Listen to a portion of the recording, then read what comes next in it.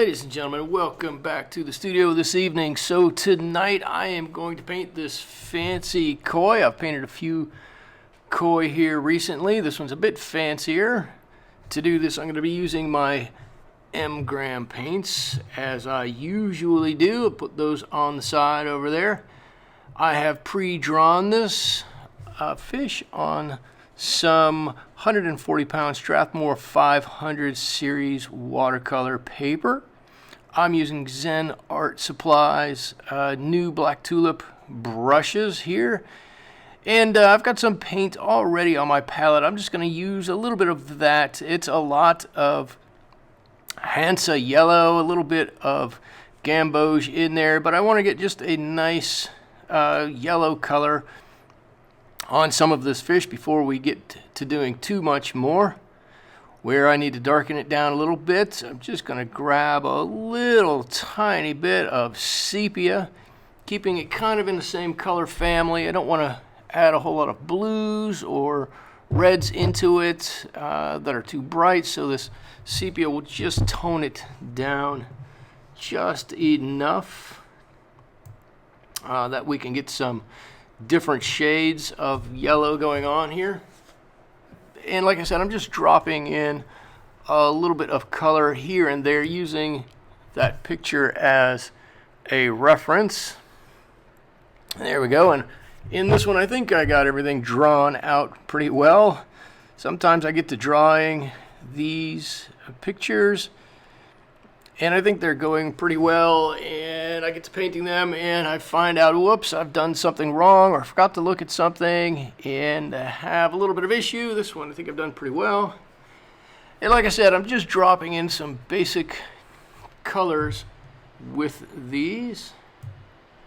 There we go, grabbing a little bit more paint. Maybe I should move my picture a little bit to the left. I think would make it a lot easier for you to see if I didn't have the paint cam right over top of what I'm painting.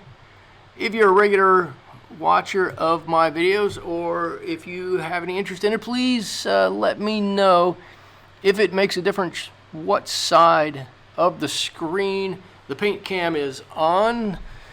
Sometimes I feel like it works better on the left. Sometimes I feel it works better on the right.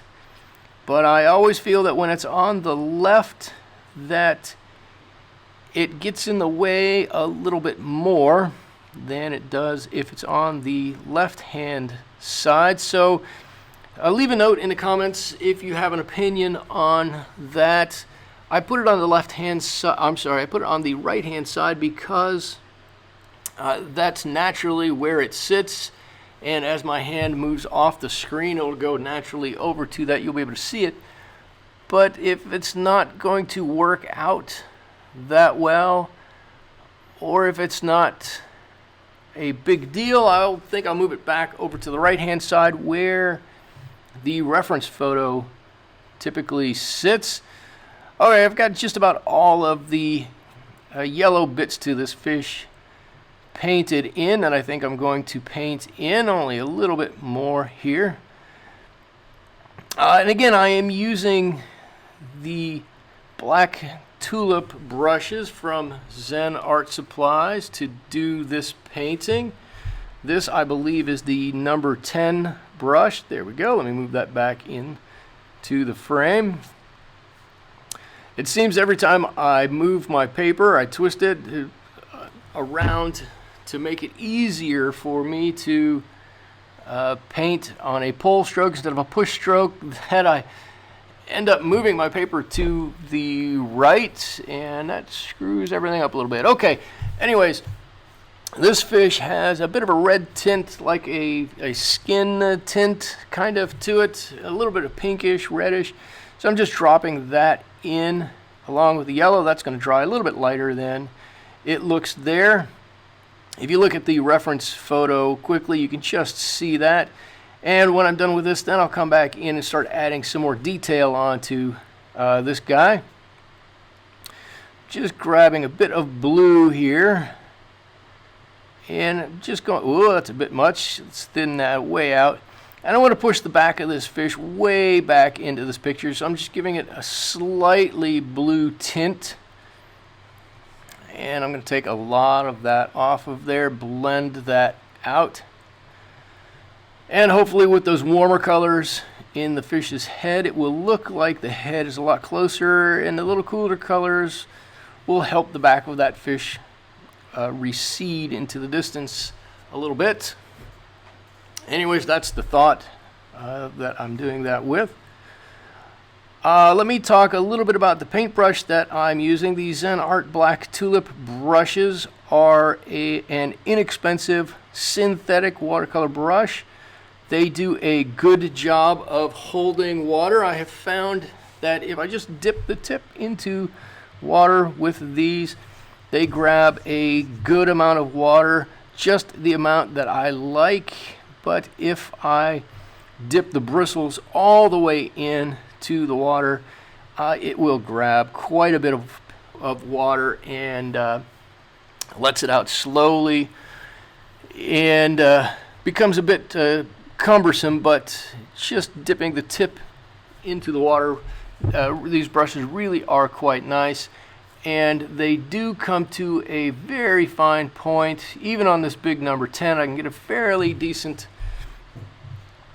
a fine line with them. You can see I just did it right there. So I'm putting in this line, and then I'm going to blur it out just a little bit. I want the indication of some of those ribs along the fin, but not all of them. So just a little bit here and there, and putting them on and then smudging them out helps out with that a bit.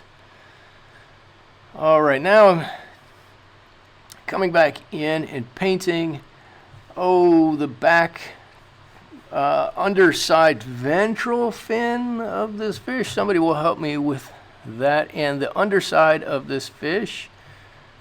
There we go, where it's in pretty dark shadow underneath here. And so I want to make sure I've got that darkened up relative to the rest of the fish. I could put a little bit of blue or darker tinted paint down there if I need to. I don't know that I need to. I'm going to end up putting a background on this, and I want it to stand out a bit from that. So I'm not going to do too much of changing the color scheme of this fish. I'm going to leave it mostly this yellow and a little bit of yellowish brownish. All right, and now I've got the pectoral fins I'm painting in. I want to leave a little bit there unpainted, so it looks as though that's kind of a large rib to the fin. That's what's holding it out a little bit.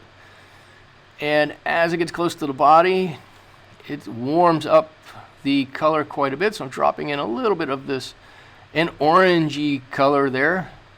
I think I made that from Pyrrole Red and my Hansa Yellow. I think those are the colors. It's a little difficult given that I didn't really clean my palette before I started this, and so I've got a few colors already mixed on there. I used to be very good about cleaning my palette, and now it seems as though it's sometimes easier and you get some more interesting paint colors if you use what's there on the palette and mix it with new paint. Sometimes, not always, but sometimes. And here I'm going back and I am adding a bit of blue to the underside of this fish to designate more of the bottom of this, the body of this fish in a bit of shadow.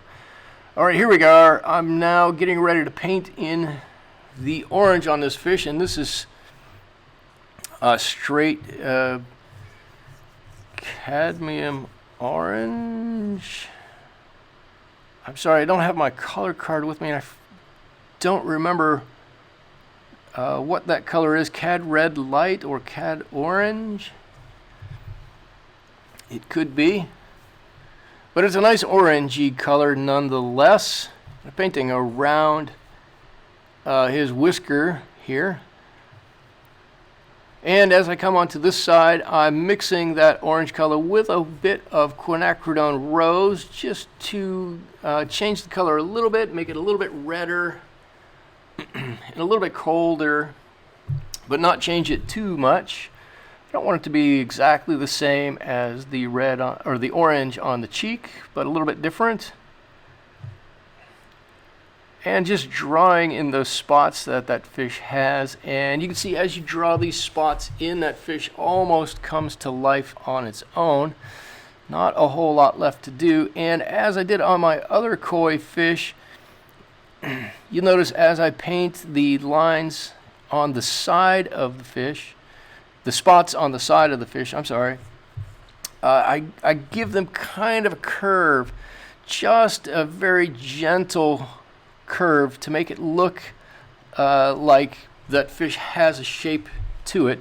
Not too much to make it too drastic, but just enough to give the illusion that this fish is curved and not straight or painted on a flat piece of paper. That one's a bit straight.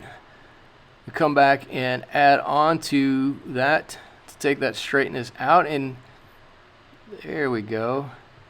And again, you can add in as many of these lines and colors and oranges and blacks as you want. I've got a few more on my fish than I think are on the original fish, but I don't think it matters a whole lot so long as we get a few on there. And what it does is it adds a bit of individuality to the fish that you are painting. A little bit around the mouth and that whisker on that side, darkening up a little bit here. There we go, just a bit.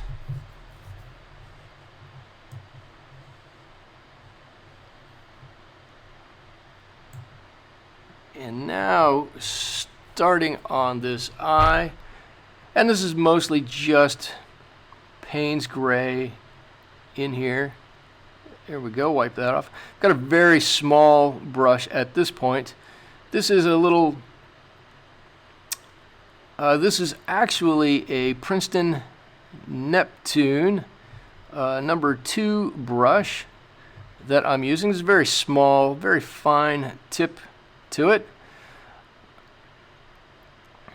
There we go, and I'm just adding a little bit around each of these eyes to make them stand out a little bit.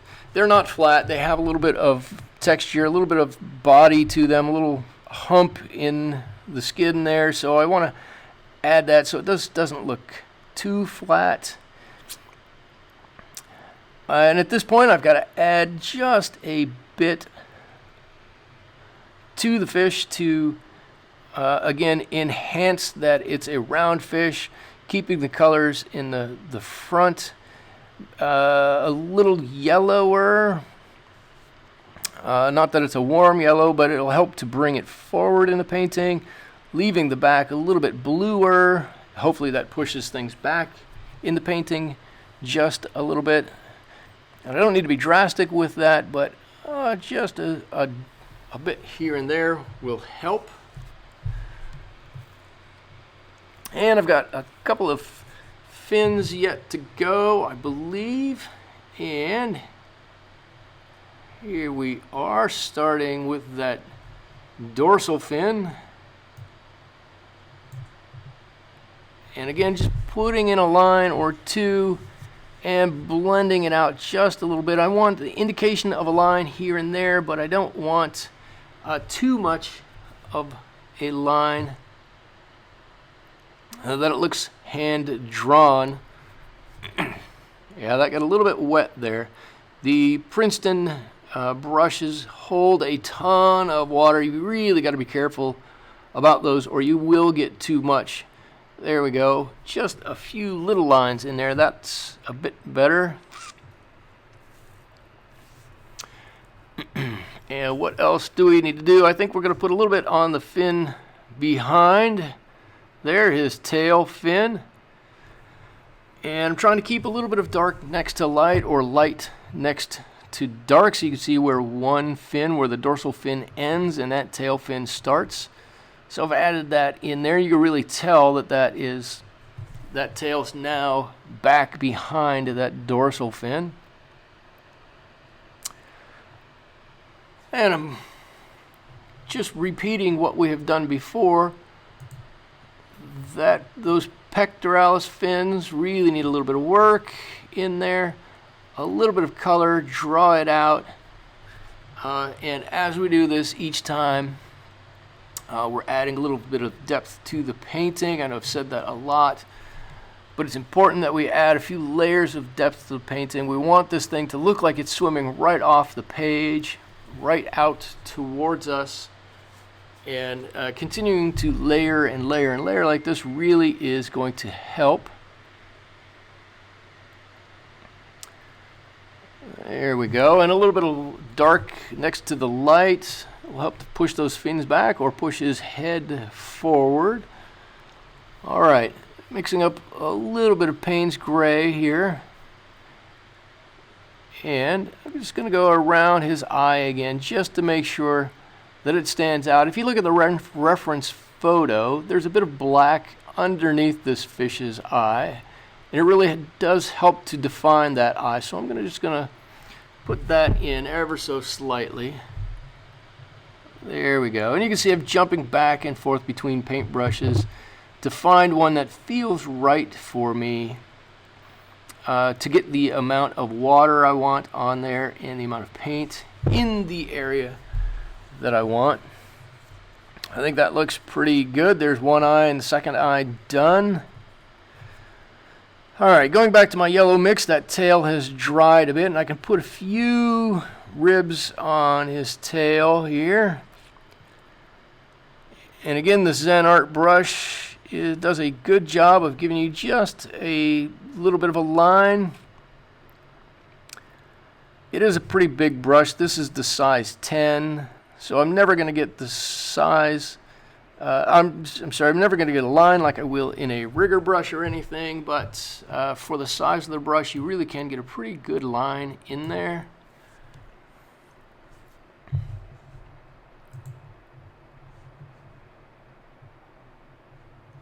All right, we're closing in on the end with this one. We've got some details to go and finishing up with some shading, and that's about it. Coming to the end, I should say, before we get there. There we go. That head really pops and really stands out in front of the tail. I'm going to say that before I get to the end, I do have a new website up. It is watercolorswithmichael.com. You can go there and see exactly what I'm working on now. You can get some product reviews, products I use. There's a blog I keep up, a gallery of lots of my images. Links are down below. I am pretty active on social media, at least on Twitter and Instagram. Links to those are down below.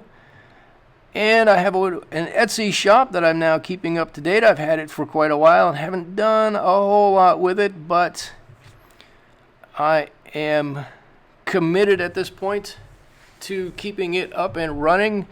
So I have a number of new artworks up for sale there. Before I go any further, I should say I am using the cat's tongue brush that came in the Zen Art Black Tulip set of brushes that I purchased. And I don't typically use this brush. I'm just giving it a try here. It comes to a pretty good point for the size brush that it is, and with that big body, it will really hold a lot of water.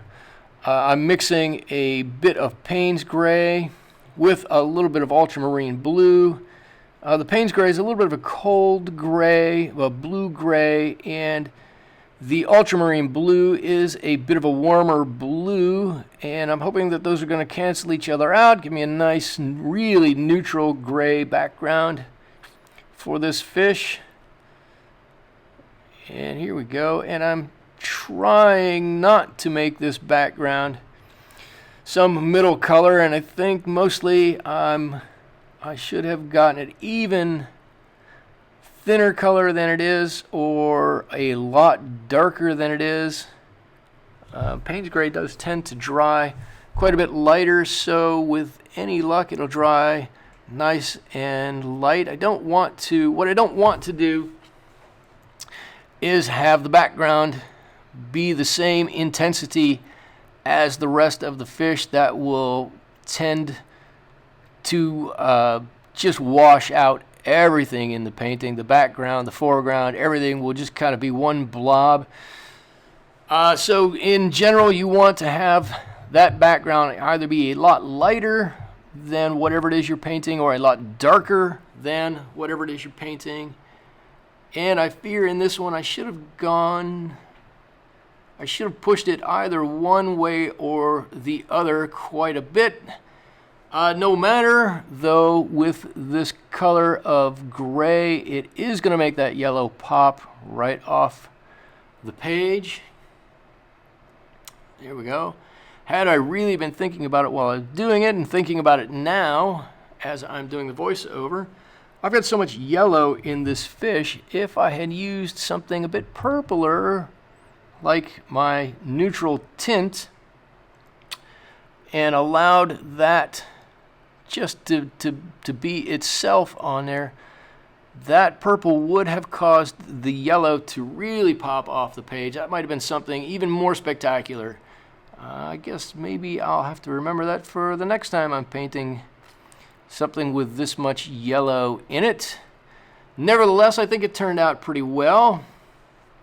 I think I've got about a minute to go in here, so I'm going to say, if you haven't already, please hit the subscribe button down below. And if you have not been able to or don't know about it, I have a live stream that I do every Saturday. Please stop by. This summer, I've been doing all of those things that remind me of summertime. Lots of fun, interesting stuff. I love the conversation that I have during those live sessions, so please come and join me. I'm going to sign it here and call that good. There it is, my interpretation of this fancy koi. Thank you so much. Bye-bye.